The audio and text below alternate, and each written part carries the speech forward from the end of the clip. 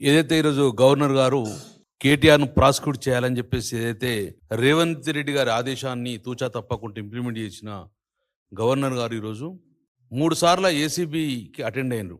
సంపూర్ణంగా ఈ రేసులో ఏసీబీకి క్లియర్‌గా అటెండ్ కావడం జరిగింది.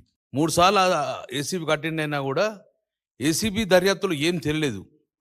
మళ్ళీ దాని తర్వాత 3 నెలల తర్వాత గవర్నర్ ప్రాసిక్యూటర్‌లో అంతర్యం ఏందంటే, ఎప్పుడు ఎన్నికలొచ్చినా, ఎప్పుడు టీఆర్ఎస్ పార్టీ ఉవ్వెత్తున ఎదిగినా, అప్పుడు ఈ 2 పార్టీలు కలిసి యువ నాయకత్వాన్ని కేటీఆర్ గారిని అణగదొక్కాలనే ఉద్దేశంతోటి ఈరోజు చేసుకున్న కార్యక్రమమే బడే బాయ్ చోటా బాయ్ యొక్క ఈరోజు కలయిక.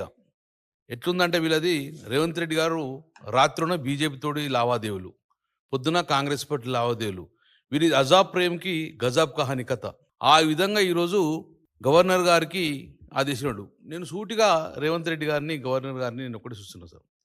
50 లక్షల మంది పత్తి రైతులు తన పత్తి కొనుగోలు చేయమని చెప్పి రోడ్డు మీద ఎక్కితే ఏ ఒక్కరు స్పందించరు. గవర్నర్ గారు స్పందించరు, ఇటు ముఖ్యమంత్రి స్పందించరు. 700 మంది రైతులు తెలంగాణలో ఈ 2 సంవత్సరాలు ఆత్మహత్యలు చేసుకున్నారు. కానీ ఏ ఒక్కరు దర్యాప్తు చేయరు, వీరికి ఆదుకుందామని చెప్పి ఆలోచన రాదు. కానీ 46 కోట్ల రూపాయలు పారదర్శకంగా ట్రాన్స్ఫర్ అయితే ఏ ఒక్క రూపాయి కూడా ఎక్కడ బయట అవకతవకలు కానీ మనీ లాండరింగ్ జరగకున్నా కూడా దర్యాప్తు చేస్తున్నంటే యువ నాయకత్వాన్ని, ప్రాంతీయ పార్టీలను భూస్థాపితం చేసే భాగం. ఎప్పుడు మన బీహార్లో కానీ, యూపీలో కానీ ఎలా అయితే భూస్థాపితం చేసిరో అదే దిశగా ప్రాంతీయ పార్టీని ఈ 2 పార్టీలు, కాంగ్రెస్ పార్టీ అయితే నువ్వని ఉండాలి, నేను ఉండాలి, కానీ ఇంకొకరు ఉండద్దు అనే ఉద్దేశంతో ఈరోజు చేసే కుట్రలో భాగంగానే కేటీఆర్ మీద ప్రాసిక్యూషన్. నేను మరొక్కసారి 2 ప్రభుత్వాలు చెప్తున్నాం. తెలంగాణలో ఉన్నంత ఉడుకు రక్తం, తెలంగాణ ఉద్యమంలో ఏదైతే వెన్ను చూపకుండా మేము కొట్లాడినామో అలాగే ఇప్పటి కూడా రక్తం అట్లా ఉంటుంది బీఆర్ఎస్ పార్టీలో. తెలంగాణ రాష్ట్రం కోసం అదే సాక్రిఫికేషన్, తెలంగాణ రాష్ట్ర అభివృద్ధి కోసం కూడా డెఫినెట్గా అదే పంతాల పోతాం తప్ప, కానీ మీ వల్ల 40-50 సంవత్సరాలు వెనుకకు పోయిన తెలంగాణను 40-50 సంవత్సరాలు ముందుకు తీసుకుపోయింది బీఆర్ఎస్ పార్టీ.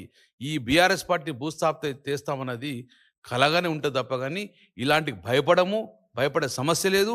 ముఖ్యంగా ఉద్యమ పార్టీ అన్న బీఆర్ఎస్ పార్టీ నాయకులకు ఎలాంటి భయం ఉండదు. కాబట్టి మీరు మళ్ళీ చెప్తున్నాం, ఇది పక్కాలు టప్పించి కేసే అంటున్నాం. కాబట్టి మీరు ఎన్ని కేసులు పెట్టడం ప్రజలు చూస్తున్నారు.